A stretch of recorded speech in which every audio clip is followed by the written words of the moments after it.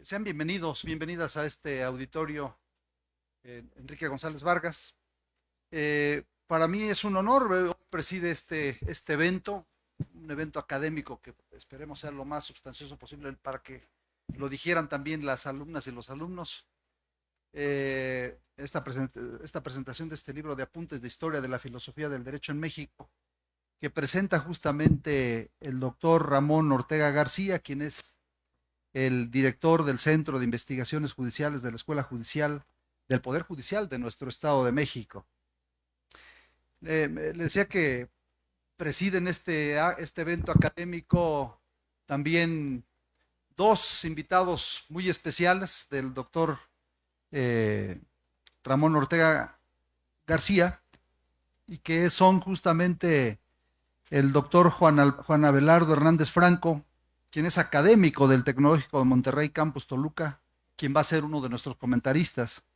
Y también nos acompaña el doctor eh, Alberto Patiño Reyes, quien nos acompaña de la Universidad de Anáhuac. De la Universidad de Anáhuac, así es que pues los recibimos con un aplauso, hombre, son invitados de nosotros.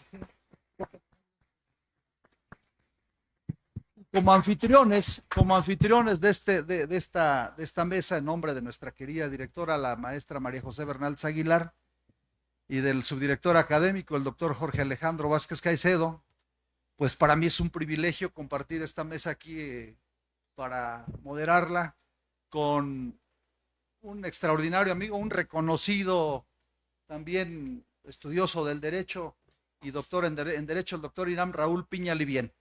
Él va a moderar esta mesa y también le damos la más cordial bienvenida. Así es que, sin más preámbulo, voy a proceder a dar lectura de su ficha curricular del doctor Raúl, del doctor Raúl Irán Piña Livien, y él a su vez va a dar lectura de las fichas curriculares de cada uno de los comentaristas, ¿de acuerdo? Y del autor del libro. Bueno, el doctor Raúl Irán Piña Livien realizó sus estudios de licenciatura en la Facultad de Derecho de la Universidad Autónoma del Estado de México durante el periodo 1992-1997, donde también se graduó como maestro en Derecho en el 99-2001.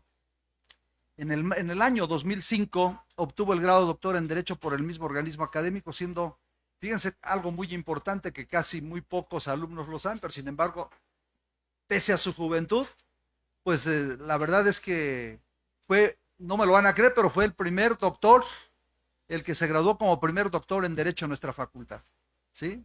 Cursó estudios de especialidad, perdón, en la propiedad intelectual en la sociedad de la información y en garantía, reforma y defensa de la Constitución en la Facultad de Ciencias Jurídicas y Sociales de la Universidad de Castilla-La Mancha, Campus Toledo, España. Se ha desempeñado en la Universidad Autónoma del Estado de México como director de Asuntos Legislativos de 2005 a 2009, abogado general, que también muy pocos lo saben, pero también fue abogado general de nuestra universidad 2009-2015, y secretario de Rectoría pese a su juventud, 2015-2017. Ha contribuido en diversas publicaciones académicas relacionadas con el derecho constitucional, derechos humanos, derecho universitario y derecho informático. Actualmente es profesor investigador de tiempo completo en su alma mater, integrante del cuerpo académico consolidado de estudios constitucionales y de la Red Internacional de Estudios Constitucionales. Además cuenta con reconocimiento de perfil deseable por la Secretaría de Educación Pública, así como por el Consejo Nacional de Humanidades, Ciencias y Tecnologías como investigador nacional nivel 1. Así es que es un privilegio tener al doctor Raúl Irán Piña Livien aquí como moderador de esta mesa, y a él le voy a ceder justamente el uso de la palabra.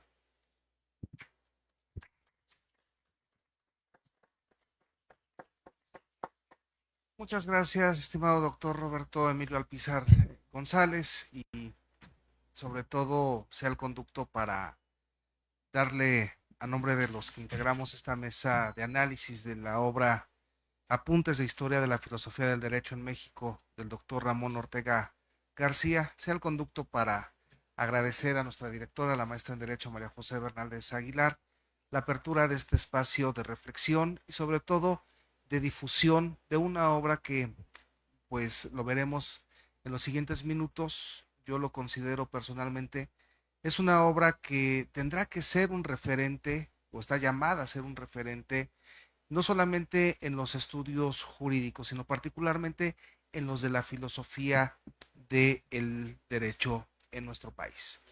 Y como lo hemos señalado, esta es una obra que publica a través del sello editorial Tirán Leblanc el doctor Ramón Ortega García, de quien me voy a permitir tan solo mencionar algunos datos muy esenciales de su vasta trayectoria académica y a quien de antemano le agradecemos, estimado doctor, el favor de fijarse en nuestra universidad y particularmente en nuestra Facultad de Derecho para llevar a cabo este ejercicio que también esperamos sea dialéctico con nuestros alumnos. El doctor Ramón Ortega García es académico e investigador especializado en temas de filosofía y teoría del derecho, derechos humanos y de derecho constitucional. Es licenciado en Derecho por el Instituto Tecnológico Autónomo de México, doctor sobresaliente cum laude por la Universidad de Santiago de Compostela en España. Expositor y conferencista en varios foros, tanto en México como en el extranjero. Su producción bibliográfica comprende varios libros como autor y coordinador, entre los que destacan Teoría del Derecho y Argumentación Jurídica, El Modelo Constitucional de Derechos Humanos en México, Estudios sobre Constitucionalización del Derecho, Interpretación y Argumentación Jurídica en el Estado Constitucional, Problemas Constitucionales Contemporáneos, Apuntes de Historia de la Filosofía del Derecho en México, Teorías del Derecho y Función Jurisdiccional, la interpretación y aplicación judicial de los derechos humanos y particularmente este último título en coordinación con Rafael Caballero Hernández, así como también ha sido autor de diversos artículos publicados en revistas nacionales e internacionales. El doctor Ramón Ortega García ha sido editor responsable de más de 30 obras jurídicas. En el ámbito profesional se ha desempeñado como director del Centro de Investigaciones Judiciales de la Escuela Judicial del Estado de México en 2 periodos diferentes, coordinador del área de investigación y publicaciones del Instituto de la Judicatura Federal, ahora Escuela Federal de Formación Judicial, e investigador de tiempo completo en el Instituto Nacional de Ciencias Penales, el INACIPE. Actualmente, el doctor Ramón Ortega García es investigador en el Instituto para el Fortalecimiento del Estado de Derecho, Asociación Civil en la Ciudad de México. Reitero, tan solo fue una breve semblanza de nuestro autor y a quien sin mayor preámbulo le cedemos el uso de la voz. Estimado doctor, si es tan amable, por favor.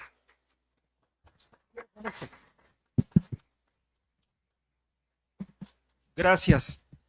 Qué gusto estar aquí. Muy buenas tardes. En verdad es un privilegio que la Facultad de Derecho de esta universidad, de la máxima casa de estudios en nuestro Estado de México, me reciba y sobre todo de esta manera. Agradezco profundamente a las personas que estuvieron detrás de la organización de este evento, a la directora de la facultad, por supuesto, a la maestra María José Bernaldez, pero también al doctor Irán Raúl Piñalivien, con quien me une una amistad muy, muy sincera. Agradezco al doctor Alpizar González la anfitrionía y el hecho de que esté aquí presente. Y naturalmente agradezco a los 2 comentaristas que me acompañan esta tarde, al doctor Alberto Patiño Reyes, es un honor, al doctor Juan Abelardo Hernández Franco. Muchísimas gracias, en verdad. Bueno, pues antes de iniciar esta presentación, quiero aclarar un punto. Actualmente no soy director del Centro de Investigaciones Judiciales de la Escuela Judicial. Lo fui anteriormente, pero ahora ya no. Me dedico a la investigación en otro lugar, en el Instituto para el Fortalecimiento del Estado de Derecho en la Ciudad de México. Tengo el gusto de trabajar con el ministro en retiro, el doctor José Ramón Cosío Díaz. Allá estoy a sus órdenes. Y bueno, ¿qué podemos decir de este libro que se presenta el día de hoy? Fíjense ustedes, el título del libro es Apuntes de Historia de la Filosofía del Derecho en México. Vamos a tratar de explicar por qué se llama así el libro. Se llama Apuntes. ¿Eso a ustedes qué les da, qué les hace pensar? Bueno, pues se trata de una obra breve. Realmente se trata de una especie de introducción a un tema que es amplísimo. El libro está pensado para un público en general. He procurado redactarlo en términos muy sencillos, de suerte que cualquier lector, y si son abogados, incluso de los primeros semestres de la carrera, puedan ustedes adentrarse, leer sus páginas y comprender lo que se está diciendo. Apuntes quiere decir que es un libro breve, es un libro de 150 páginas, pero es un libro referido a la filosofía del derecho. ¿Y eso qué es? Probablemente ustedes ya lo sepan, no sé en qué semestre estén. Normalmente la filosofía del derecho se imparte ya en los últimos semestres de la carrera, pero la filosofía del derecho es una disciplina que tiene por objeto, claro, el fenómeno jurídico, pero que busca dilucidar su naturaleza, ¿sí? Lo que antiguamente se conocía como la ontología del fenómeno. ¿Sí? La filosofía del derecho pretende explicar qué es el derecho, que es su principal objeto de estudio, pero también se refiere a la forma en que el derecho se relaciona con ciertos valores como la justicia, el bien común, la seguridad, la equidad. Y la filosofía del derecho, si ustedes me apuran, diría que también busca establecer las bases para sentar la metodología del conocimiento jurídico, de la ciencia jurídica o ciencia del derecho. La filosofía del derecho, en resumidas cuentas, pretende dotar al dogmático de las herramientas, los instrumentos, los conceptos necesarios y útiles para hacer su trabajo, que es la descripción de una parcela del sistema jurídico. El libro se llama Apuntes de Historia de la Filosofía del Derecho. Eso quiere decir que aborda lo que es la filosofía, pero desde un punto de vista histórico.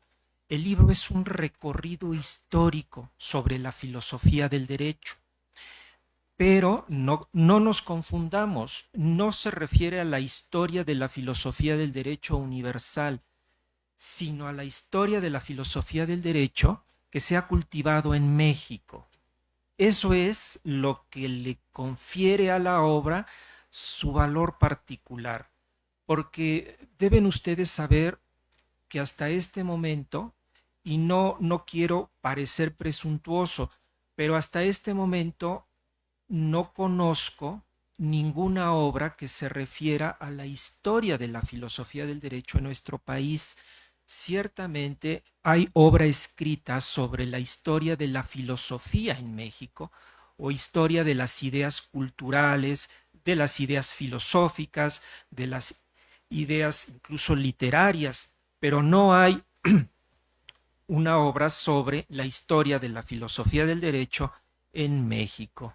Así que esta obra, aunque es pequeña, pretende, ¿sí?, abrir la brecha para otras investigaciones más profusas, más profundas.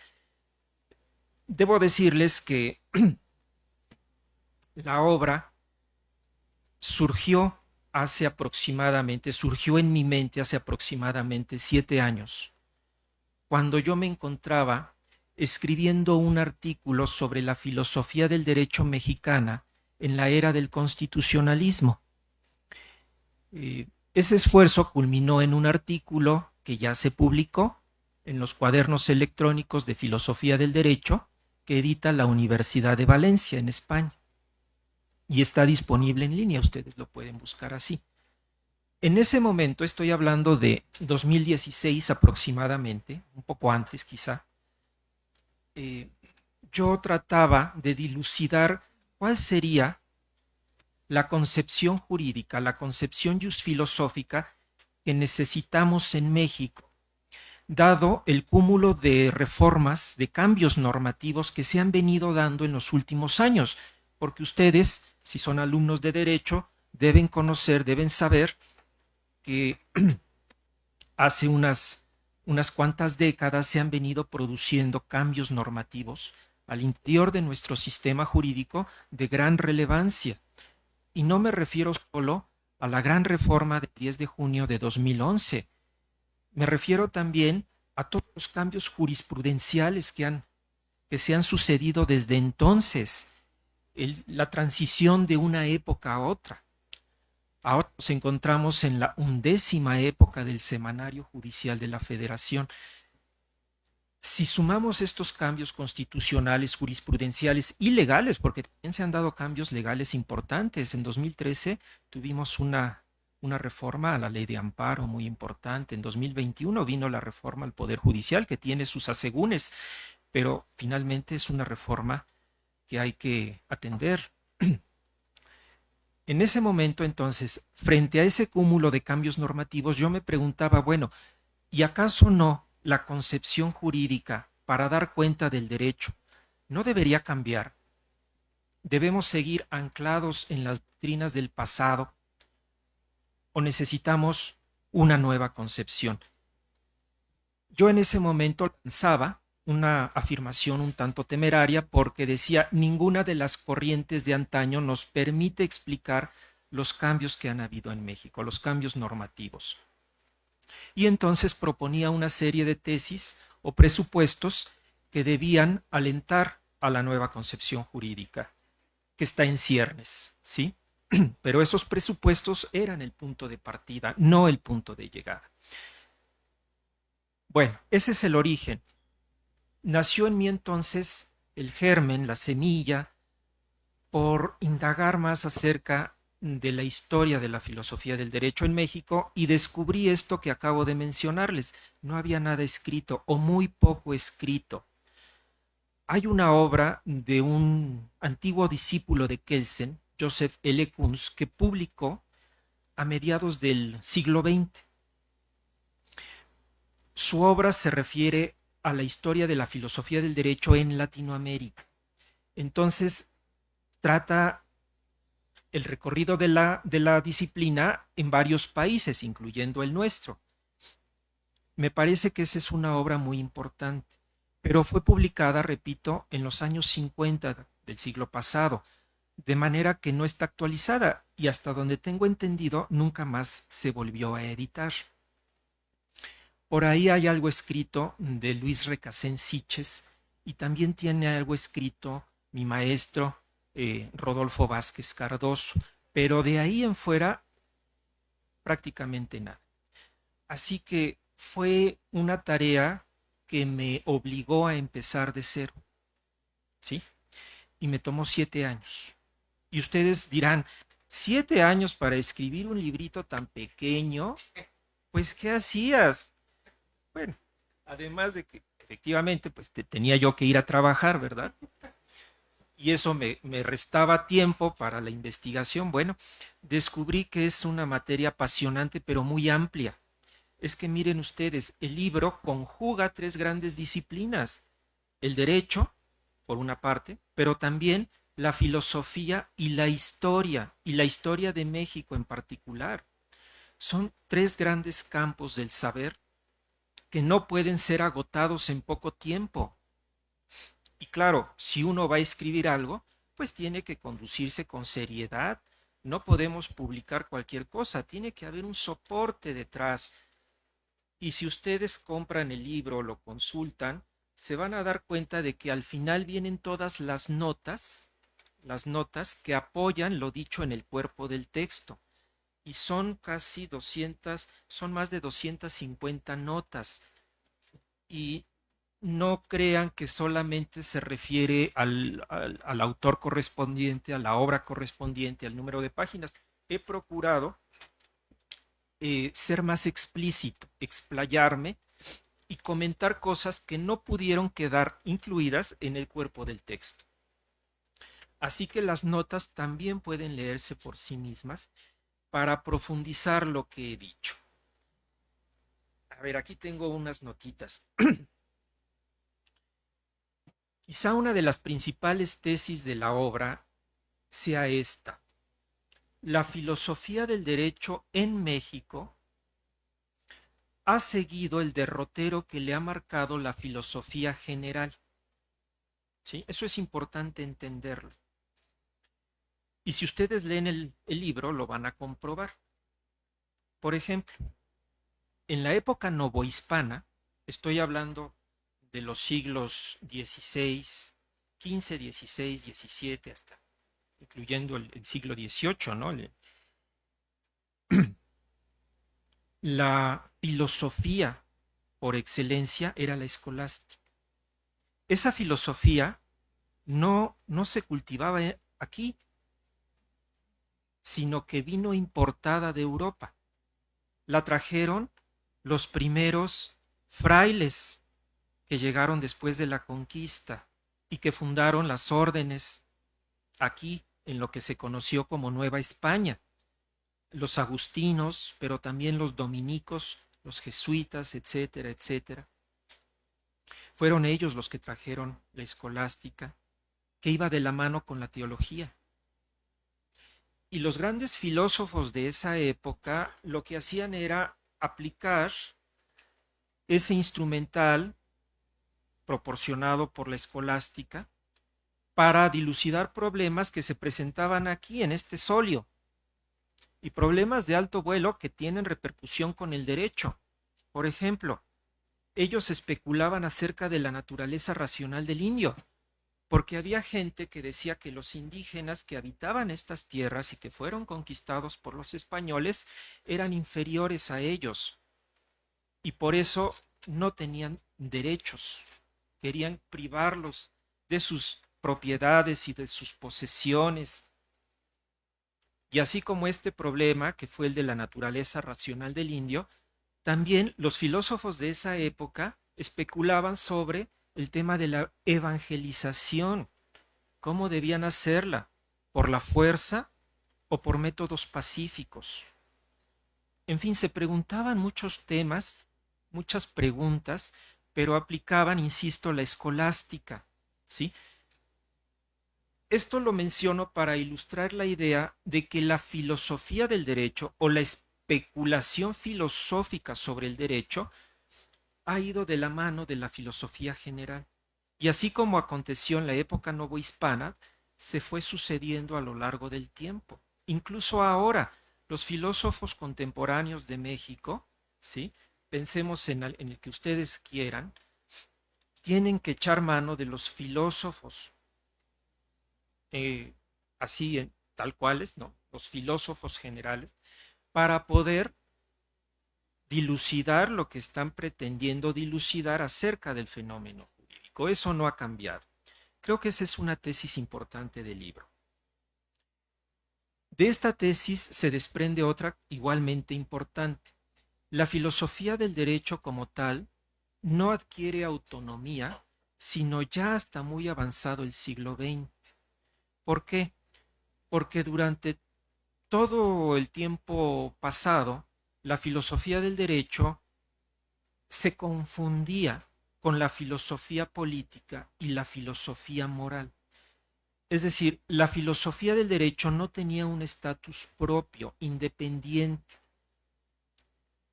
Estaba mezclada con esas dos grandes filosofías, la moral y la política.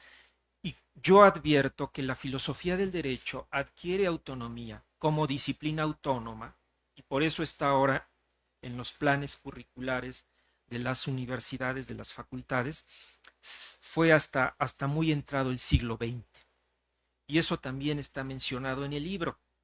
En fin, otra tesis importante es que, a mi modo de ver, la filosofía del derecho en México puede ser dividida en 5 etapas históricas, ¿sí?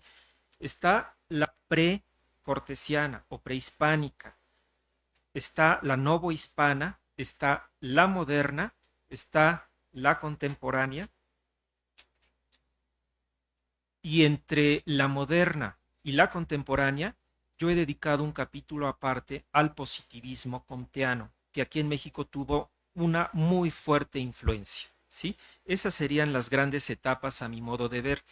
Creo que otra virtud del libro es que toca la época precortesiana. Y esto es algo bien interesante, jóvenes, porque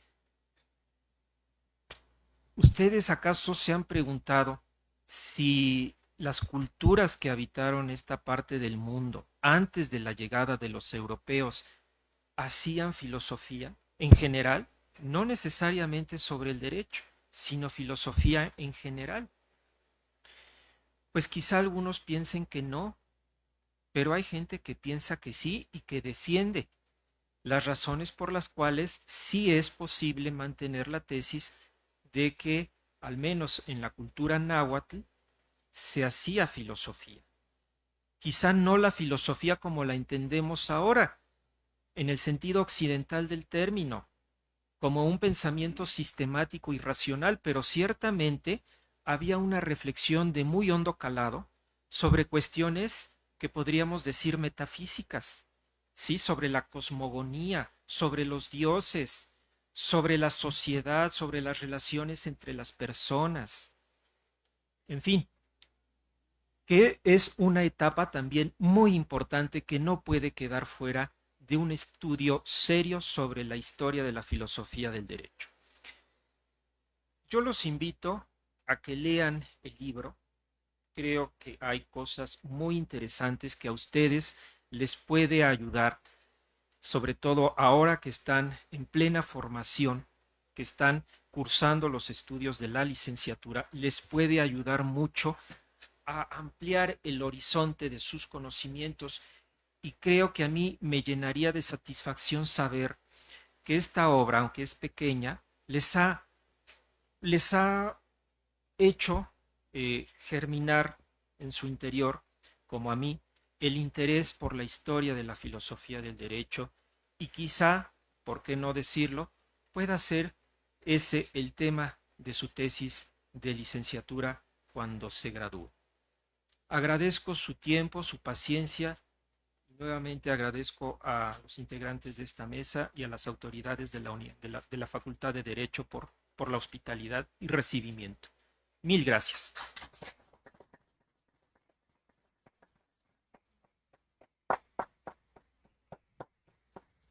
Muchas gracias, estimado doctor Ramón Ortega García, por estas palabras introductorias a una obra que, en efecto, cualquiera que la tenemos en nuestras manos y regularmente tenemos como lectores un mal hábito que es tratar de calcular o de medir la calidad de una obra con respecto al número de páginas que contiene, lo cual es un error significativo, puesto que esta obra, que pese a la humildad con la cual usted la presenta como una obra pequeña, en efecto, es un texto que nos lleva y nos invita a poder reflexionar, a conocer un tema amplísimo, en donde no solamente nosotros, con un lenguaje sencillo que es el que maneja el doctor, no solamente podemos nosotros acercarnos a la filosofía del derecho, sino también adentrarnos en la historia muy particular del derecho mexicano. Y miren, este año casualmente vamos a celebrar en el mes de octubre el bicentenario de nuestra primigenia Constitución Federal. Y en ese sentido o va a ser necesario no solamente hacer homenajes y hacer encuentros y eventos académicos para poder ensalzar a la Carta Magna que nos dio la libertad, que nos dio la independencia, sino también va a ser un ejercicio para poder ubicarnos cómo es que epistemológicamente nos encontramos nosotros en nuestro país desde el siglo XIX. Sin embargo, pues ello será un motivo de ejercicios posteriores. Y estas palabras que nos ha podido obsequiar el doctor Ramón Ortega, me parece ser que abren muy bien la motivación de la intervención de nuestros dos invitados también de lujo, que pues amablemente también han accedido a poder hacer una serie de comentarios con respecto de la obra. Me refiero en primer lugar a la intervención del doctor Juan Alberto Hernández Franco, quien, después de concluir con sus estudios de licenciatura en Filosofía y Derecho, Obtuvo los grados de maestro en Ciencias Jurídicas por la Universidad Panamericana, así como los grados de doctor en Derecho y doctor en Filosofía por la Universidad Panamericana.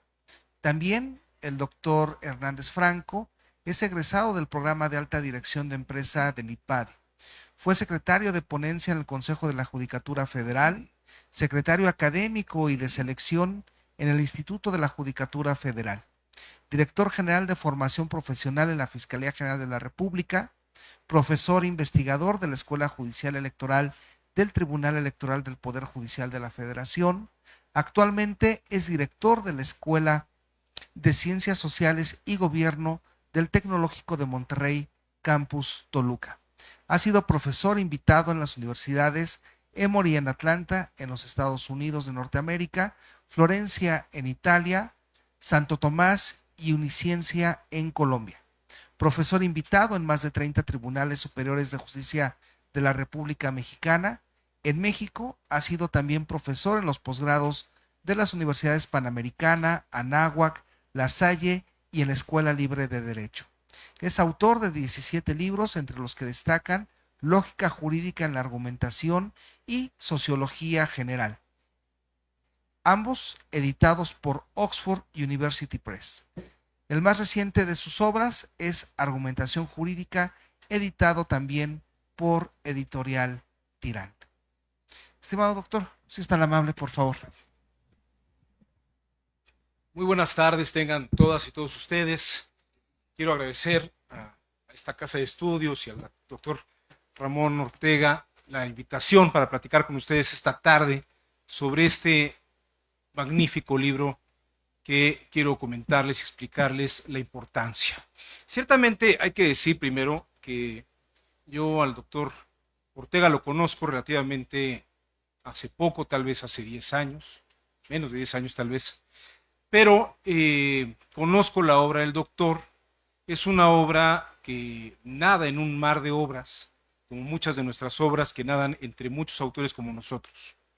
Pero creo que el doctor Ortega encontró una piedra de toque en su vida. Y creo que a veces no basta tal vez con ser el mejor, sino ser el primero. Y creo que efectivamente esta obra es la primera obra escrita sobre la filosofía del derecho en México. Y que conste que estoy diciendo, y el título es muy afortunado porque no es filosofía del derecho mexicano, sino una filosofía del derecho en México. Porque desde que llegaron los habitantes de la península hispánica a estas tierras, lo que trajeron fue un sistema jurídico que predominaba principalmente en Europa, ¿no? Y sobre todo el que se estaba llevando en España, que era un sistema jurídico de vanguardia. Era un sistema que en la Edad Media Alfonso X había hecho una serie de leyes importantes y que además son pues versiones de un naciente Estado moderno. La unión de los reyes católicos de Isabel y de Fernando el Católico son de facto un primer Estado, ¿no? Porque reúnen un territorio bajo dos personas y una corona. Eso es una cosa muy importante e incipiente. Y miren, ¿por qué es importante esta obra? Porque no solamente trajeron derecho estas personas que venían de ultramar, sino que además se encontraron con una civilización que estaba viviendo en estas tierras, de la cual la Biblia no decía absolutamente nada. Ninguna obra de la antigüedad clásica, ni Plinio, ni el Génesis, nadie hablaba de lo que había en ultramar. O sea que estas tierras de aquí eran como otro planeta. Y cuando llegaron los españoles, los que hablan español, castellano, que llegaron a estas tierras, se preguntaron qué hacer con la gente que estaba aquí. Hubo una serie de preguntas muy importantes que varios autores, de los que refiere el doctor Ortega, están en esta obra. Lo primero que se preguntaron es si estas tierras les pertenecían a estos habitantes de aquí o no. Porque les voy a decir un problema muy importante. La idea de propiedad, como esto es mío, es una idea que existió hasta el siglo XVI, con autores como Thomas Hobbes. Y precisamente antes de este tipo de visión, existía la idea de ser propietario, como que conozco las propiedades de las cosas y las sé usar. De hecho, soy propietario porque conozco las propiedades de esta tierra y sé cómo sembrarla, conozco las propiedades de los animales y sé cómo aprovecharlos. Esa era la idea de propiedad, no el yo me puedo quedar con algo aunque no lo sepa usar. Esa idea de propiedad no existía antes del siglo XVI. Esto es bien importante decirlo. Entonces, estos habitantes de ultramar que llegan a estas tierras se preguntan ese tipo de cosas.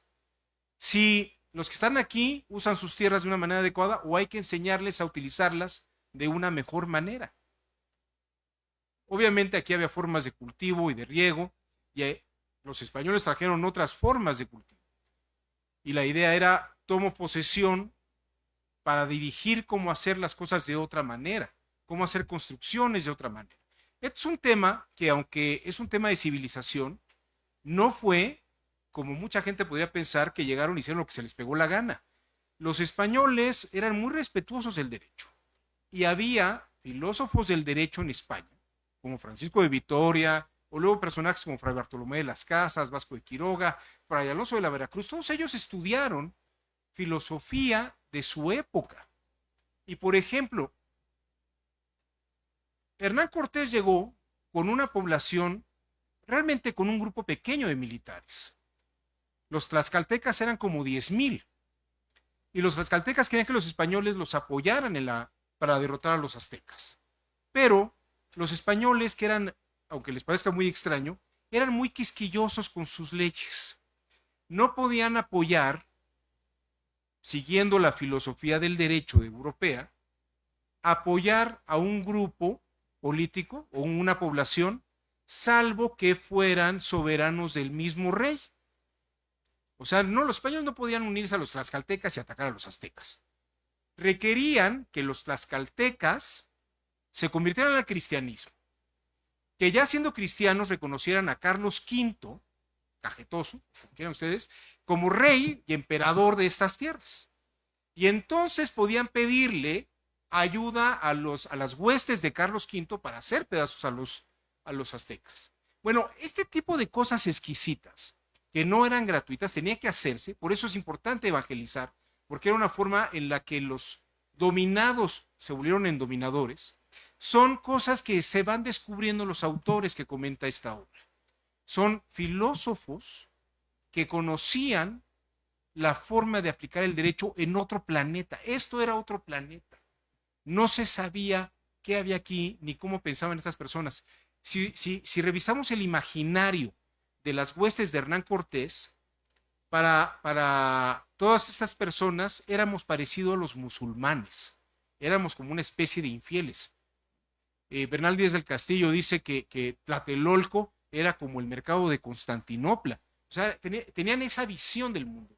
Entonces, muy interesante porque personajes como Fray Alonso de la Veracruz, les digo, de las Casas, y estos autores están en estas tierras y observan y tratan de hacer adaptaciones del sistema jurídico al universo, a la cosmovisión de la gente que habita en estas tierras. Y es muy importante ese proceso. Por eso creo que es muy importante y relevante empezar a conocer a los autores que pensaron cómo este derecho empezó a entrar en este territorio. Y luego el trabajo que va haciendo el doctor Ortega es revelador porque vamos viendo cómo se va introduciendo y se va transformando. Quiero llamar su atención sobre un aspecto que creo que es muy relevante. Newton es un autor del siglo XVII. Copérnico, Kepler, todos estos autores, entre el siglo XVI y siglo XVII, ya estaban afirmando que la Tierra no era el centro del universo.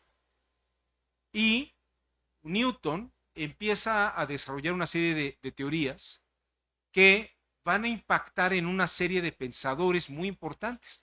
Por ejemplo, y lo dicen ellos mismos, Adam Smith quería ser el Isaac Newton de la economía. John Locke quería ser el Isaac Newton de la política. Y sin duda alguna, si ustedes han leído El espíritu de las leyes de Montesquieu, Montesquieu quería ser el Isaac Newton del mundo del derecho. Si uno lee El espíritu de las leyes, va a ver cómo empieza a hablar en el libro sobre estas leyes que ha descubierto Isaac Newton. Pero ese pensamiento en México estaba prohibido. Nosotros, hasta 1821, más o menos, pudimos empezar a leer cosas que no sabíamos. Nosotros seguíamos viviendo al final de la Edad Media, principio del Renacimiento, porque España y la Santísima Inquisición tenían controlada todo el imaginario social de nuestro mundo. Y además eran teorías que no eran comprensibles. Seguimos teniendo un derecho bajo medieval, por lo menos hasta que comienza la Guerra de Independencia. Y esto es muy interesante porque siempre se habla de Hidalgo y de Morelos como estos próceres que nos ayudaron y nos dieron patria.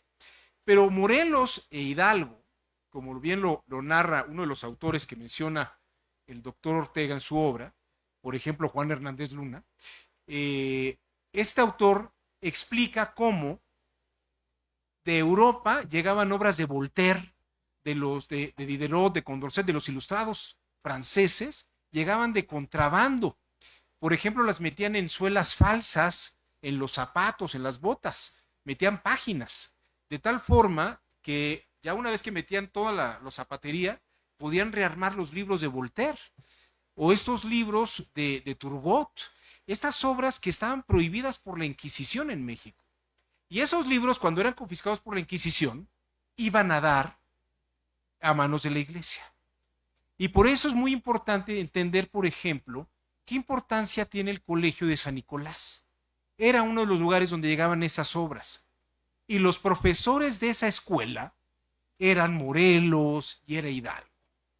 Estos señores podían leer esas obras porque la Inquisición las había confiscado y ellos, como eran altos catedráticos, podían leer esas obras. Son los filósofos los que se metieron a la guerra. Es que es muy interesante. Eran intelectuales que estos sí se metían a la batalla. Eran intelectuales que conocían las ideas revolucionarias y además empezaron a implementar un nuevo sistema liberal en México. Es una historia fascinante que solamente cuando uno empieza a hurgar las páginas de este libro, empieza uno a caer en la cuenta de estos fenómenos tan importantes.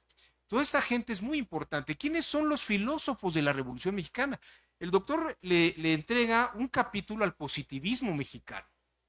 El positivismo era una corriente en Francia. Augusto Comte era un personaje que Napoleón no veía con mucho buen gusto, ¿no? Sin embargo, aceptaba muchas de las ideas.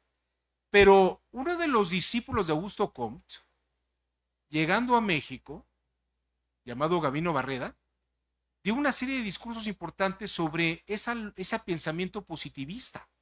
Y ese pensamiento positivista que traía Gabino Barreda impacta en Juárez.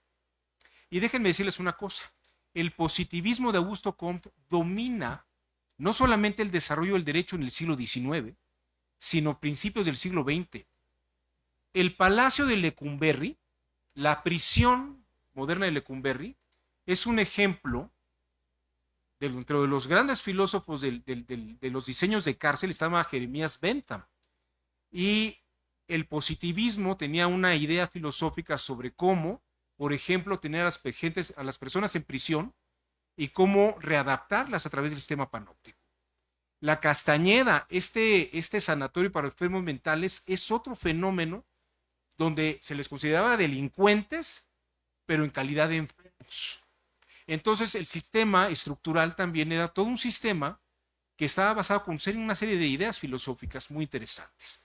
Bueno, lo que quiero decir con esto, porque tampoco tengo mucho tiempo, me han dado mucho tiempo, lo que quiero decirles es que hay en este libro perlas de sabiduría que, como dice el doctor Ortega, hay que desarrollar todavía más aún. Es un apunte de la historia de la filosofía del derecho, pero a partir de aquí se pueden montar líneas de investigación en cada uno de los siglos para entender cómo los que estaban encargados de aplicar el derecho lo pensaron con fundamentos filosóficos para tener una aplicación práctica. No era un pensamiento meramente teórico. Es un buen ejemplo de cómo la filosofía puede transformar la realidad. Estos señores, desde el siglo XVI, hacían lo que Feuerbach y Marx afirmaban. No solamente hay que entender la realidad, sino hay que transformarla. Y un buen ejemplo de cómo los filósofos transformaron la realidad es cómo aplicar el sistema jurídico y las leyes a la realidad en la que estábamos viviendo. Yo le quiero dar mi felicitación y mi gran enhorabuena al doctor Ramón Ortega. Creo que encontró una beta maravillosa, increíble, que además yo le sugiero que siga explorando, la verdad. Es un gran autor y yo les voy a decir que seguramente este libro es una punta de lanza de toda una nueva corriente que se podrá dar en México y que no se ha dado. Nos ha dado una, les voy a decir una cosa, el doctor Ortega nos está dando algo para que los demás ya puedan plagiarlo, porque ya estábamos hartos de estar viendo siempre exactamente lo mismo de otros autores y repetir cosas. Nos está dando una cosa nueva y la verdad está abriendo un horizonte maravilloso. Muchas gracias, Ramón. Muy buenas tardes.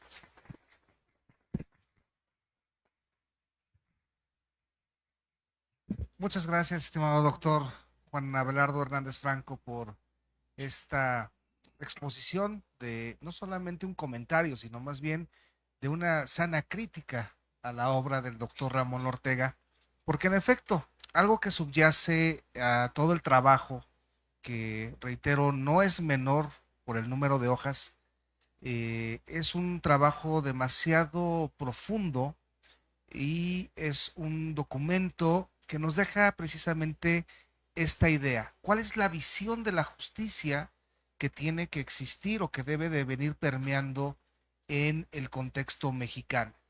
Muchas de las ocasiones parecerá chiste, nos consideramos que no somos ni de aquí ni que somos de allá, sino realmente el texto nos invita a tratar de seguir las huellas, los pasos trazados por el doctor Ortega y tratar de encontrar cuál es esa filosofía, ese sentido jurídico en México. Para continuar con esta intervención de la presentación del libro, vamos a ceder el uso de la voz al doctor Alberto Patiño Reyes, a quien agradecemos el favor de su asistencia, y él es doctor en Derecho por la Universidad Complutense de Madrid, en España. Obtuvo la calificación sobresaliente cum laude. Es especialista en Derecho Constitucional y Ciencia Política por el Centro de Estudios Políticos y Constitucionales del Reino de España. Actualmente es investigador del Instituto de Investigaciones Jurídicas de la Facultad de Derecho de la Universidad Anáhuac. El doctor Patiño Reyes cuenta con el reconocimiento como investigador nacional nivel 1 del CONACYT. Estimado doctor, queda el uso de la voz, por favor.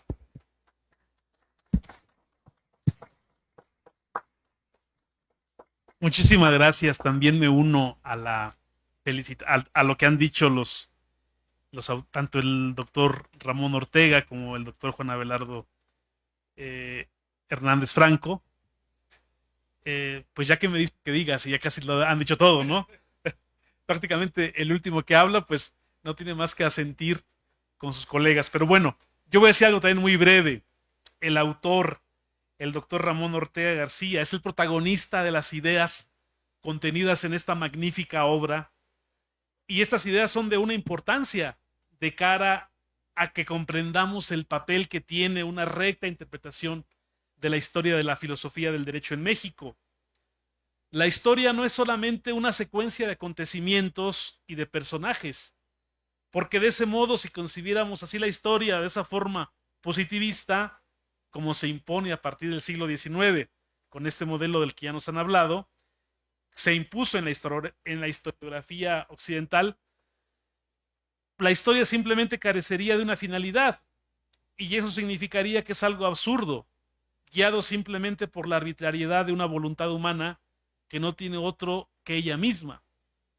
Por eso esta obra tiene una filosofía interpretativa detrás para comprenderla, porque de lo contrario no sería más que una sucesión de hechos y de personajes sin ningún tipo de conexión ni sentido. Por eso tiene un gran mérito esta obra. Ya han dicho, el doctor Ortega ya señaló las facetas en las cuales divide, estructura el contenido de la misma. Yo no quisiera repetir lo que ya se dijo, quizá hacer un reconocimiento, me lo acaba de decir hace un momento, y en el libro se ve a su hermana, que es la que hace los dibujos en cada uno de los inicios de los capítulos de la obra, o que me parece incluso pedagógico, atractivo, que veamos un dibujo que ilustra lo que va a hablar el autor en ese apartado. Quizá también decir de la época novohispana.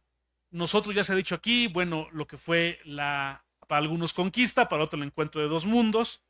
Cabe destacar que España siguió un modelo, fíjense bien, educativo, ya que estamos aquí en la máxima casa de estudios del estado más poblado del país, la Universidad Autónoma del Estado de México.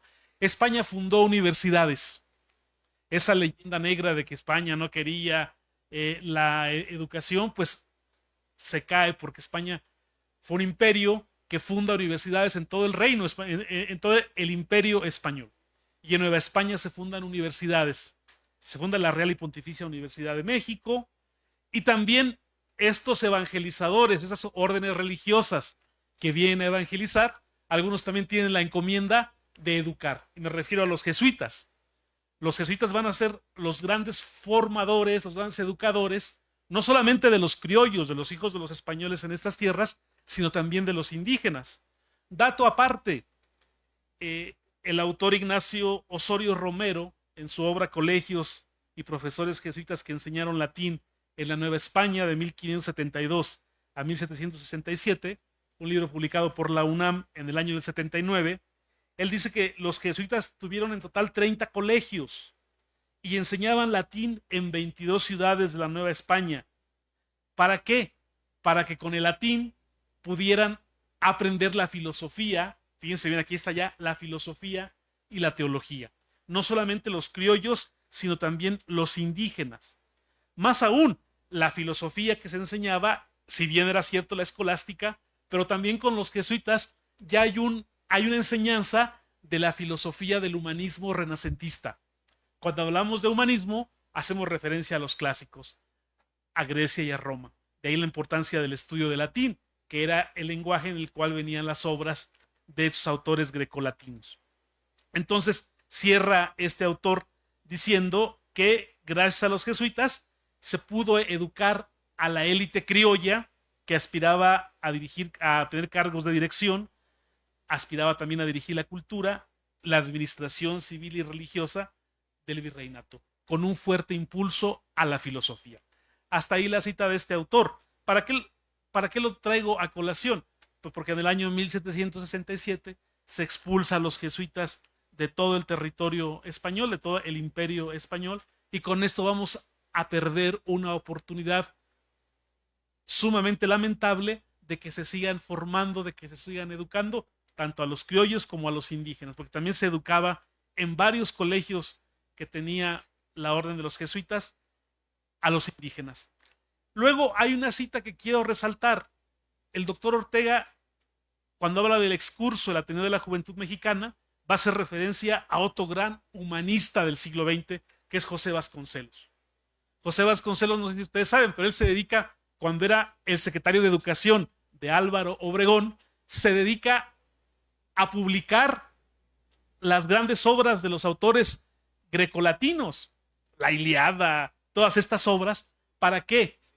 Para que las personas, tanto de comunidades rurales como de las ciudades, puedan volver a leer los clásicos. Obviamente inicia una campaña de alfabetización para que las personas puedan volver, sobre todo los jóvenes, los niños, puedan volver a releer a estos clásicos. Dice, con la lectura de los clásicos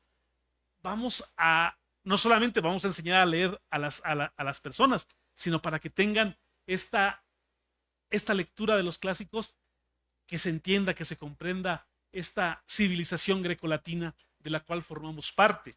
Y dice acertadamente el doctor Ramón García Ortega, con el Ateneo de la Juventud, ¿sí?, específicamente dirigido, entre otros, por José Vasconcelos, en aquel ciclo de conferencias de la Escuela Nacional de Jurisprudencia, antes de que fuera secretario de Educación de Álvaro Obregón en el año de 1910. Dice, con este ciclo de conferencias se constituye el acta de independencia de la filosofía mexicana. Me gustó mucho esta frase y hasta la subrayé aquí. O sea, en 1910, con este Ateneo de la Juventud, con esta playa de jóvenes estudiosos, intelectuales, muchos de ellos liderados por el gran José Vasconcelos, se firma el acta, dice aquí, de independencia de la filosofía mexicana. Y luego, en este periplo que nos hace el doctor Ortega sobre la época contemporánea, pues habla de tres grandes escuelas o tres grandes grupos que van a cultivar la filosofía del derecho en nuestro país. Él habla de la escuela o del grupo del neocantismo, con autores, con filósofos de gran peso, de gran renombre en nuestro medio jurídico, como Guillermo Héctor Rodríguez, Juan José Bremer, Genaro Salinas Quiroga, Juan Manuel Terán, Fausto Vallado, y especial referencia hace a quien fue su maestro, el profesor, exministro de la Corte, ahora Ulises Schmil. Dentro del grupo de neotomistas, el doctor Ortega cita a Rafael Preciado Hernández, y algunos quizá que estamos de este lado, leímos con interés aquellas lecciones de filosofía del derecho de este autor. También a don Antonio Gómez Robledo, destacado estudio sobre el pensamiento helénico, el renacimiento italiano, la ética, la religión, la filosofía del derecho y el derecho internacional, porque también fue diplomático. Y Daniel Curibreña. Leyendo este apartado, yo me preguntaba si al doctor Ortega se le habría pasado estudiar o mencionar o analizar a dos autores más, pero ya vi que luego los trata en una nota a pie de página cuando habla de los autores de la última década. Me refiero a Miguel Villoro Toranzo y a Agustín Basabe Fernández del Valle. Y por último, otra escuela muy importante que es el vitalismo o la filosofía de la vida, donde aquí va a estar el gran Eduardo García Maínez y Luis Recasens. El doctor Ortega dice que para muchos, o quizá para todos, ha sido el más grande filósofo del derecho en México en el siglo XX, don Eduardo García Maínez. No sé si recuerdan aquel libro de Introducción al Estudio del Derecho. Ahí me tocó estudiarlo en 1992 en la Escuela Libre de Derecho, y al año siguiente, cuando fallece, en el 93, pues yo me quedé muy triste porque dije, ¿cómo es posible? Si apenas un año antes había estudiado ese libro, el gran libro de Introducción al Estudio del Derecho, y ahora lo digo con mucho orgullo. Mi hija, que también estudia Derecho, pues, bueno, estudió Derecho con ese libro. Estas tres huellas, dice, o estas tres escuelas dejaron huella, lo dice en la página 71 de la obra el profesor Ortega, entre los juristas mexicanos. Sobre todo tuvieron su momento culmen a finales de la década de los 40 y van a dejar esta impronta entre los estudiosos y entre los juristas mexicanos. Ya a partir de la página 92 hace referencia a lo que fue la segunda mitad del siglo XX, en la cual van a también a tener presencia otras concepciones filosóficas. Y citando a Rodolfo Vázquez, hace mención al trabajo de Javier Esquivel, que va a ser el contacto con la filosofía analítica, lo que va a permitir que en México se conozcan trabajos de grandes filósofos del derecho extranjero de aquella época, ya década de los 50, 60. Y por eso también hay una cita de Rodolfo Vázquez que quisiera yo llamar la atención. Dice que esta década de los 50, de los 60, más bien, se caracterizó por una intensidad productiva filosófica, que lamentablemente disminuye de manera sensible desde principios de los 80. No es fácil determinar, agrega, las causas de esta situación. No pocos lo atribuyen a la misma crisis económica de 1982, que obligó a la nueva generación a abandonar la docencia y la investigación en aras de mejores oportunidades económicas en el sector público o privado. Y continúa con la cita del profesor Rodolfo Vázquez. Sin exageración se puede decir que México perdió a toda una generación de filósofos, cuya consecuencia se percibió en los 80 y que bien podemos prolongar hasta principios de los 90. Hasta aquí la cita. Posteriormente, ya hablando de las últimas décadas, el profesor Ramón Ortega, a partir de la página 95, vuelve a citar a los filósofos de la década de los 70, ya para acá. Nuevamente a Javier Esquivel, que es el que introduce la filosofía analítica, ¿sí? Sobre todo la filosofía analítica pues nos va a permitir conocer autores como Hart, ¿sí? Entre otros Hart, Y luego también cita personajes como Luis Villoro, Fernando Salmorán y Alejandro Rossi, así como los grandes representantes de la filosofía, también del derecho en Argentina de corte analítico, entre otros a Churrón y Bulillín, al gran Ernesto Garzón Valdés y Carlos Santiago Nino, por citar algunos. Nuevamente también a los exponentes del positivismo jurídico contemporáneo, a Alf Ross, al propio que ya he citado Hart, a Joseph Raz, Groger von Wright, entre otros. También habla de profesores ya mexicanos que van a ser importantes en esta época contemporánea, como Agustín Pérez Carrillo, a Óscar Correas, ¿sí? A Rolando Tamayo Salmorán, hijo de la primera mujer ministra de la Suprema Corte de Justicia de la Nación, la ministra María Cristina Salmorán. Rodolfo Tamayo Salmorán dice a finales de los 70 va a entrar en contacto con la filosofía de la Universidad de Oxford, Inglaterra, va a conocer y va a tratar a Joseph Raz, a Hart, a Working, durante una estancia postdoctoral en esa universidad inglesa. Este hecho marcaría toda su producción bibliográfica a partir de los 80. Y por lo que tiene que ver con los filósofos ya de esta época contemporánea, de esta etapa contemporánea de los 90 para acá, 80 para acá, también va a citar a Mauricio Bechot, ¿sí? El profesor Mauricio Bechot, ahora maestro emérito de la Universidad Nacional Autónoma de México, como uno de los filósofos mexicanos más prolíficos en la actualidad, ¿sí?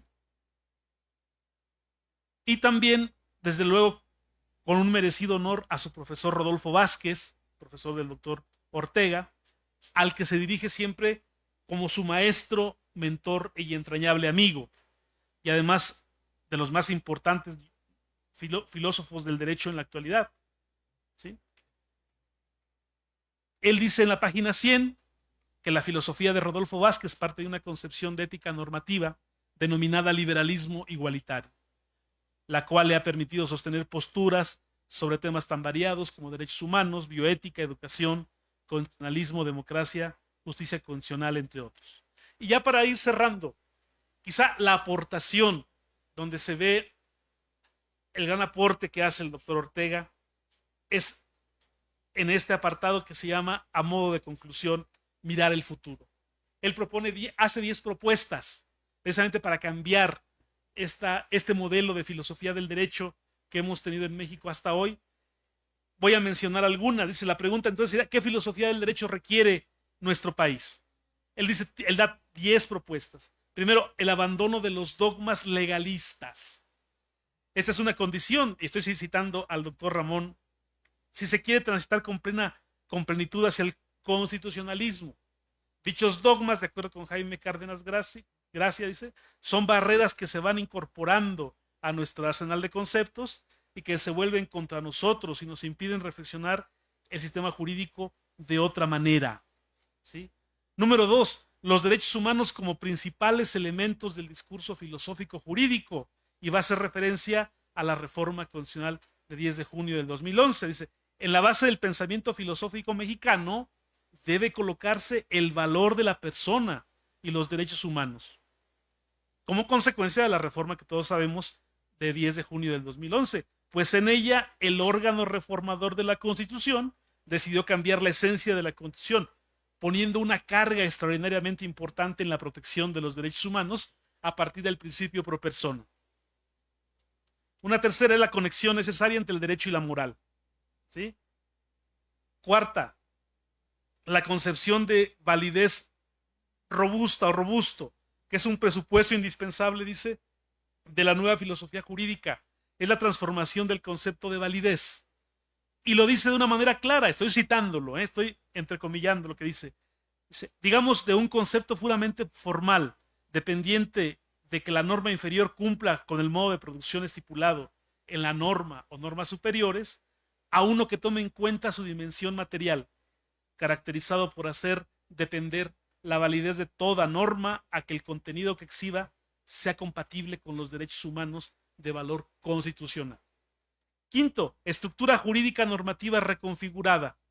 A diferencia de lo que ocurría en el legalismo tradicional, donde imperaba la idea de que el derecho tenía una estructura piramidal, en tanto es un orden escalonado de normas superiores e inferiores que derivan su validez de una misma norma suprema. La mayoría de los juristas mexicanos del siglo XX, si no es que todos, seguimos a Kelsen en este punto. En la teoría del constitucionalismo, las relaciones entre normas se determinan con base en los principios pro persona, de indivisibilidad y de interdependencia de los derechos humanos, previsto en el artículo 1 de la Constitución, lo que provoca que la estructura jerarquizada se debilite. Por tanto, a la luz del principio pro persona, por ejemplo, una norma inferior puede desplazar a otra de nivel superior si prueba ser más protectora. Y no puedo estar completamente más de acuerdo con el doctor Ortega. Sexta, el objetivismo ético.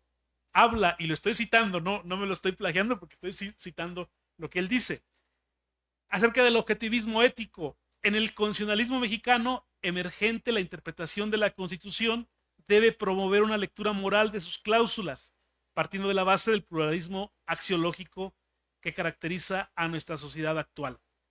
Por ello, habría que asumir que en los asuntos morales es posible entablar un diálogo basado en reglas con el fin de llegar a soluciones que cualquier persona racional aceptaría.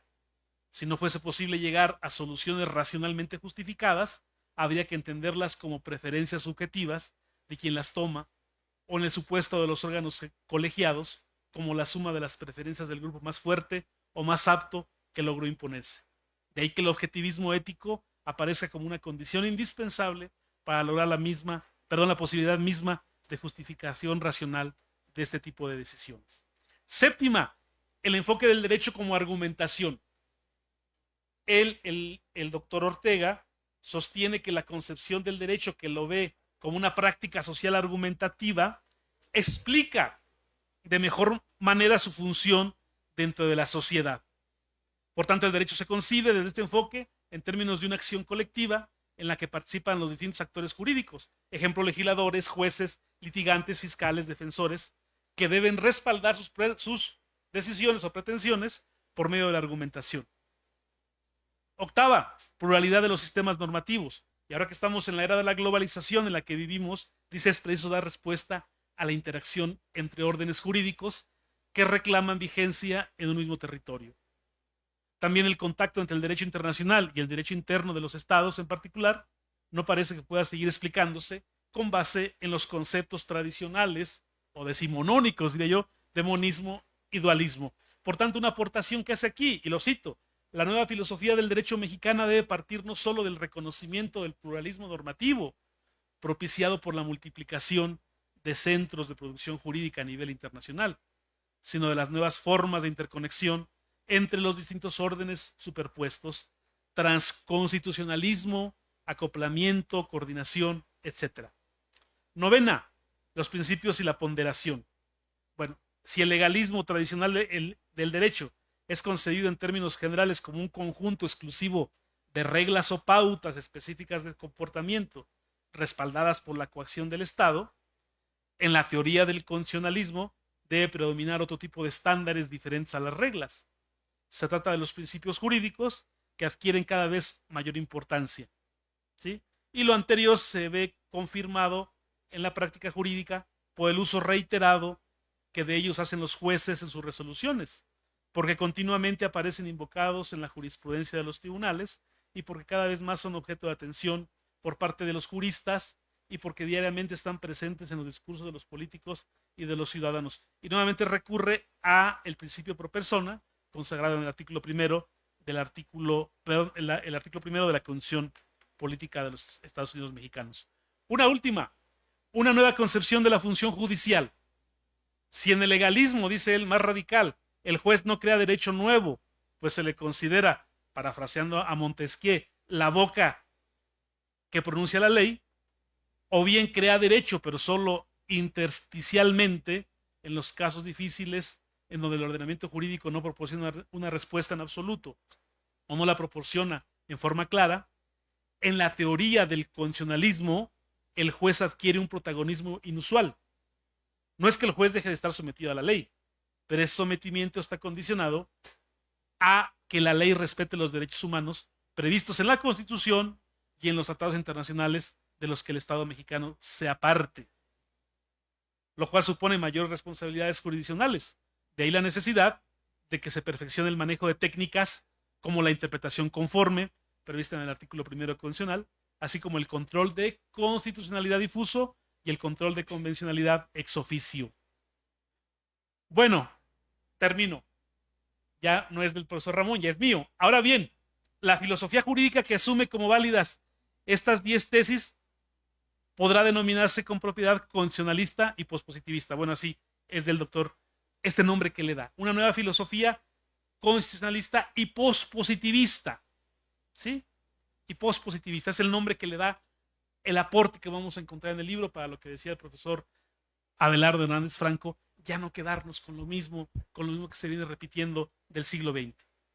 Ahora sí, este es de mi cosecha. Por último, entonces, viendo la fecundidad del doctor Ramón Ortega García, que es profesor universitario, investigador jurídico, autor de abundantes ensayos, libros, artículos científicos, puedo decir que ha sabido atinar con este libro en el lugar y momento adecuado al plantear el papel que le corresponde a la nueva filosofía del derecho en México y de la cual ustedes jóvenes van a ser actores preponderantes y fundamentales. Muchísimas gracias.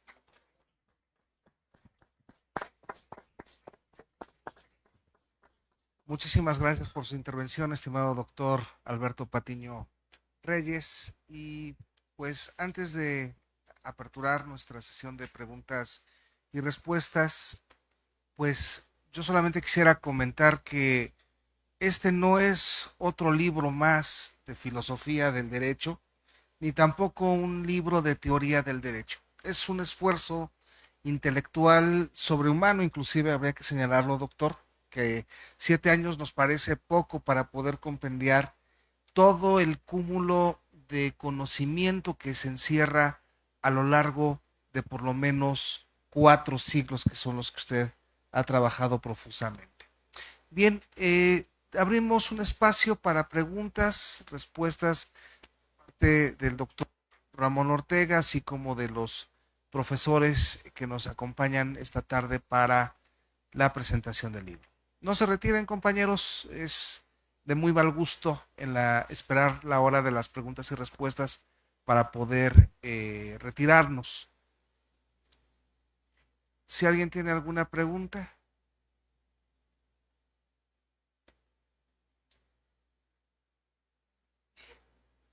Bien, yo sí tendría una, solamente con el ánimo de, de poder conocer un poco más de cerca la opinión del autor, del doctor Ramón Ortega.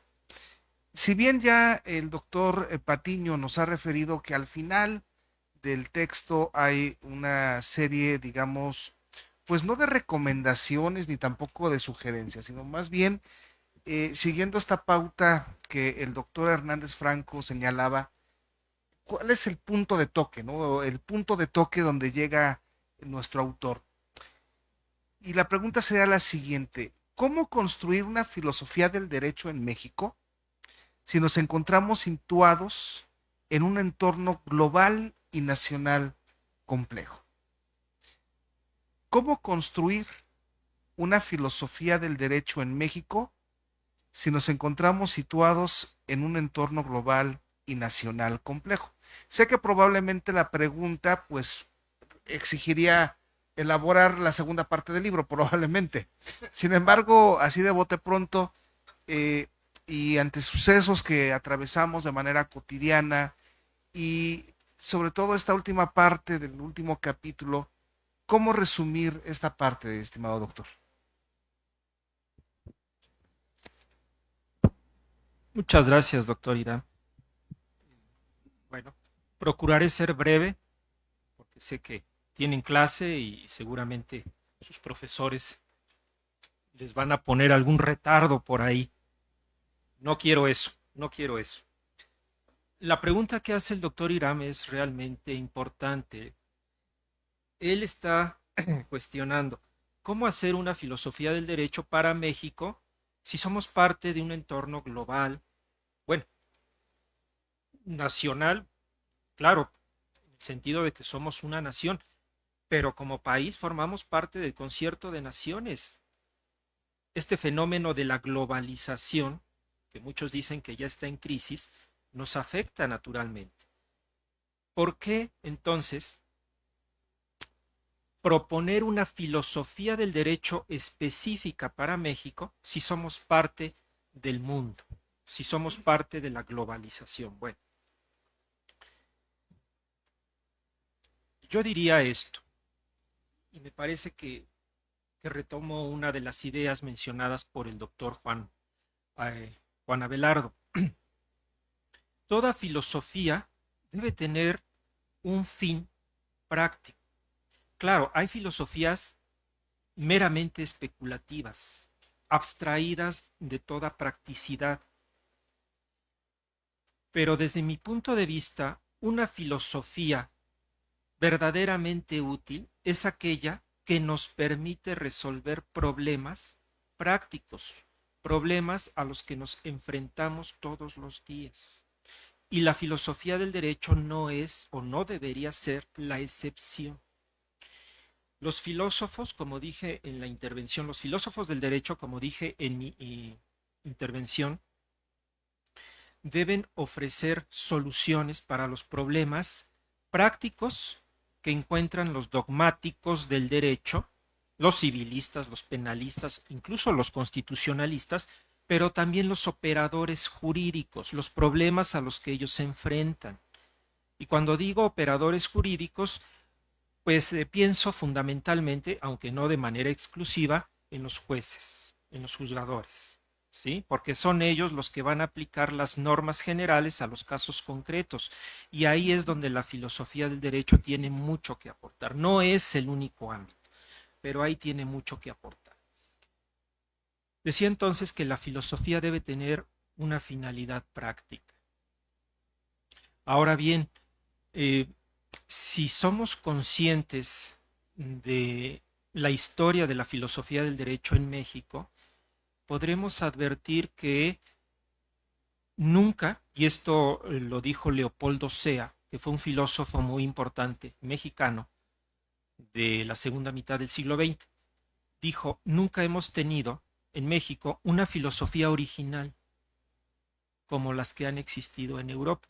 Bueno, yo ahí abro un paréntesis y diría, sí, sí la hemos tenido, pero fue antes de que llegaran los europeos. Después ya no. ¿Por qué? Porque todo lo hemos importado de fuera. El mérito que hemos tenido, dice Leopoldo Sea, es que con esas filosofías importadas hemos tratado de resolver nuestros propios problemas como nación. ¿Sí? De ahí que para él no hayamos tenido filosofías originales, pero sí filosofías propias. Hemos tenido un pensamiento filosófico propio, apto para resolver nuestras propias problemáticas. ¿Sí? Y ejemplos como eso hay muchísimos, hay muchísimos. ¿Qué quiero decir con esto?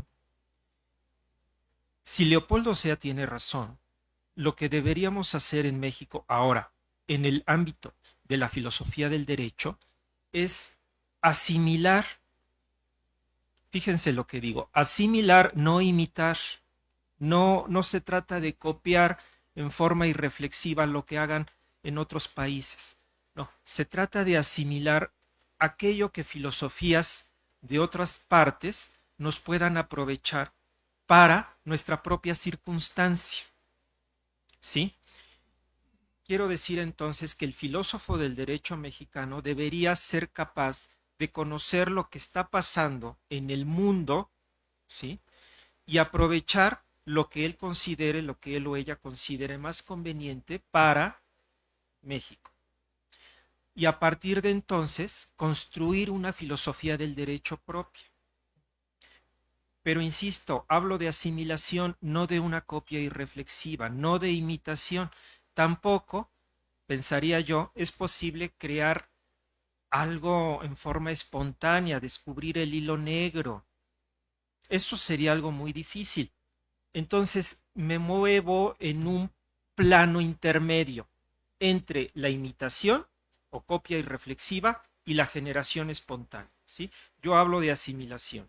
Asimilemos lo que podamos aprovechar de otras filosofías y apliquémoslas a nuestra propia realidad y circunstancia, ¿sí? Si somos conscientes de esto, entonces aquí está la respuesta a la pregunta del doctor Irán.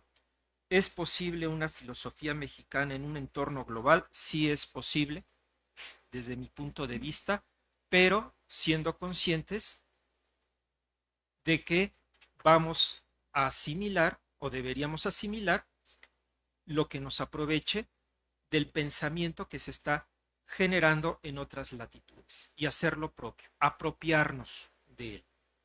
Esa sería una respuesta que podría yo darle, pero vamos, no sé si mis compañeros de la mesa tengan alguna otra opinión o incluso el público que nos acompaña.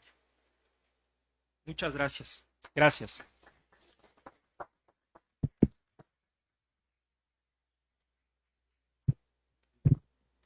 Si nos obsequias tu nombre y tu pregunta, por favor.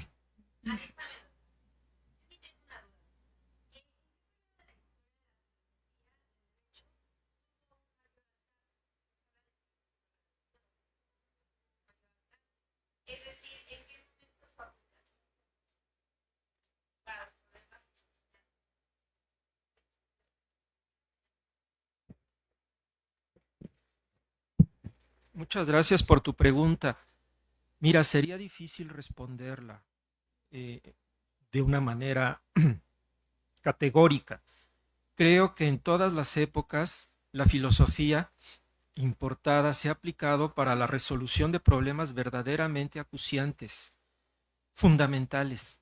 Ya mencioné yo en la época novohispana el tipo de temas jurídicos que pretendían resolver los filósofos, como el de la naturaleza del indio, la naturaleza racional del indio, el de la evangelización, pero también se preguntaban acerca de problemas eminentemente jurídicos como la soberanía de la corona española, si ésta tenía derecho o no a privar a los indígenas de sus posesiones, o el tema de la guerra justa, en qué casos era lícito hacerle la guerra a los indígenas y someterlos por la fuerza. El tema de la encomienda también. Y hubo posturas a favor, pero también hubo posturas en contra. Y todos ellos, todos estos personajes, hablo de Fray Bartolomé de las Casas como protector de los indios, pero también me refiero a Ginés de Sepúlveda, que fue la contraparte, la némesis de Fray Bartolomé de las Casas. Utilizaban herramientas y argumentos filosóficos para tratar de llegar a una conclusión sobre un problema eminentemente jurídico, repito. Y si nos vamos más allá, ya en la época moderna, los filósofos trataban de aplicar la filosofía para resolver problemas tan importantes como la soberanía nacional, en dónde debía residir la soberanía nacional en ausencia del rey. Ustedes sabrán que en 1808 Napoleón invade España y obliga a los reyes españoles, a Carlos IV y a su hijo Fernando VII, a abdicar el trono y finalmente lo logra. Eso hace que España quede acéfala. Y entonces los españoles, los ciudadanos, empiezan a reunirse en juntas. Bueno, pues eso tuvo grandes repercusiones aquí en la Nueva España y en el resto de las colonias del imperio. Aquí también los criollos se preguntaban, en ausencia del rey, ¿en dónde está depositada la soberanía?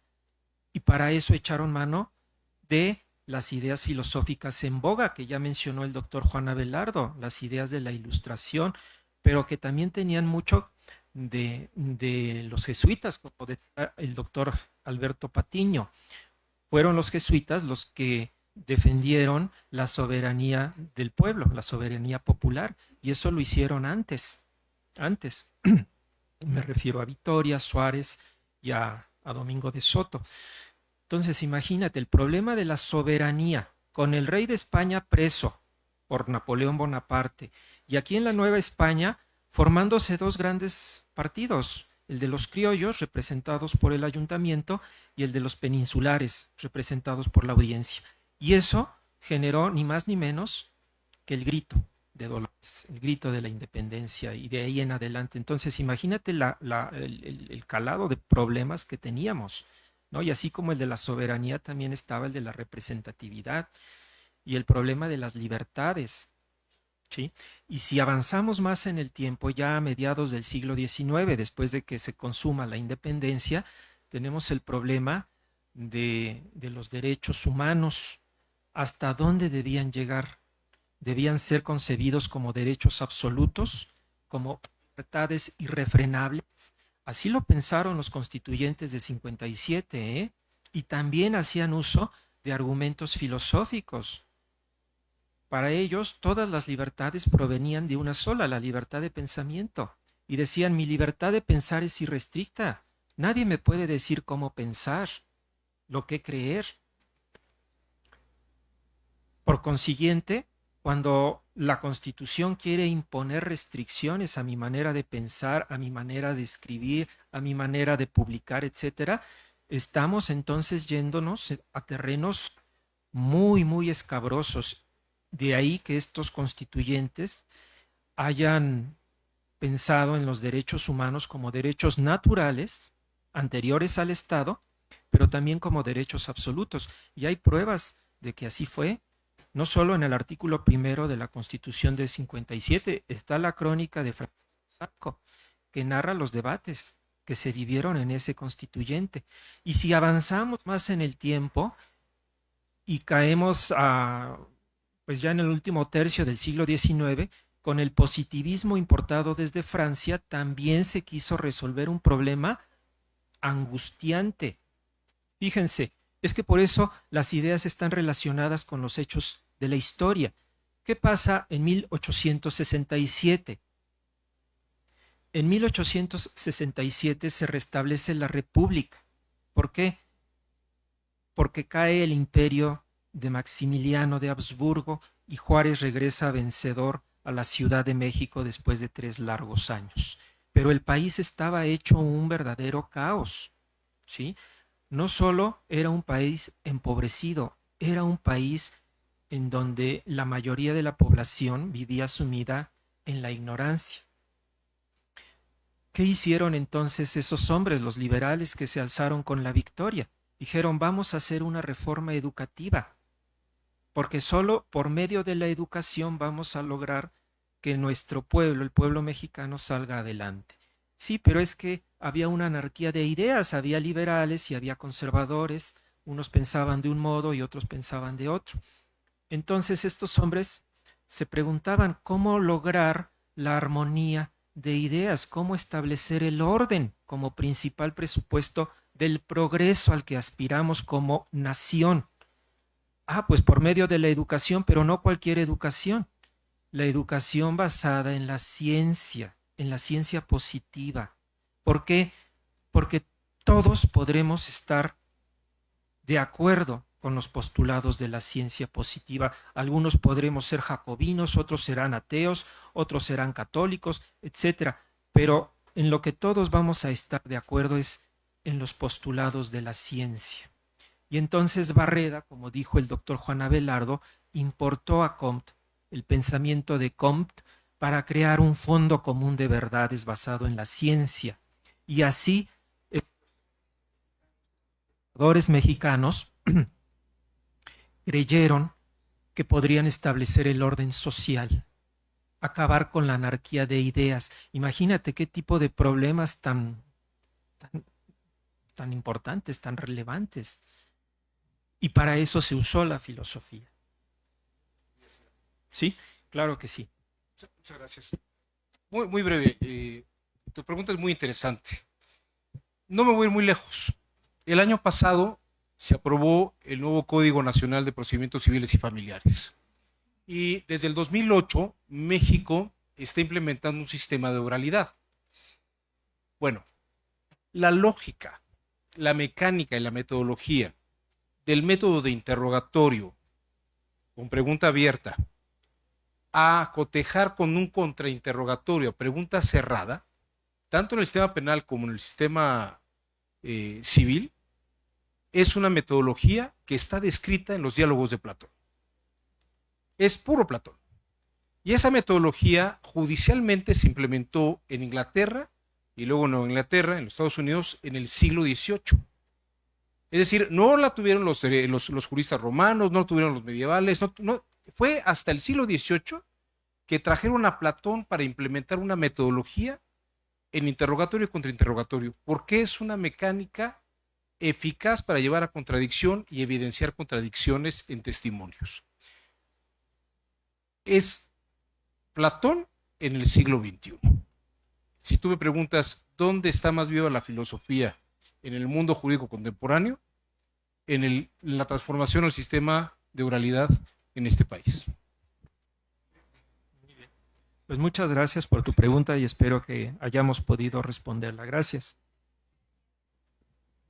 Muy bien, muchísimas gracias, estimados doctores, por sus respuestas y pues después de este aperitivo académico muy nutritivo, pues le solicitaríamos al doctor Roberto Emilio Alpizar González sea tan amable de poder entregar a nombre de nuestra directora, la maestra en Derecho María José Bernales Aguilar, las constancias y reconocimientos de participación. Por favor, doctor.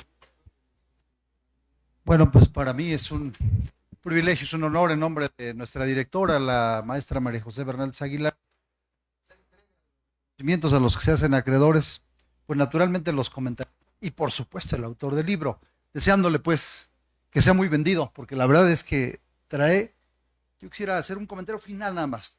Si queremos entender hoy en día la evolución del derecho, tendremos que pasar forzosamente por leer este libro. Para saber el terreno que estamos pisando para entender al derecho hoy en día, hay que leer por lo menos algunos aspectos que consideren los más importantes de este texto. Vale la pena. Pues mucho éxito en la venta de su libro. Voy a hacer entrega pues del reconocimiento al doctor Alberto Patiño Reyes por sus brillantes comentarios sobre todo el libro. Muchas gracias. Muchas gracias, doctor. Enhorabuena. Muchas gracias.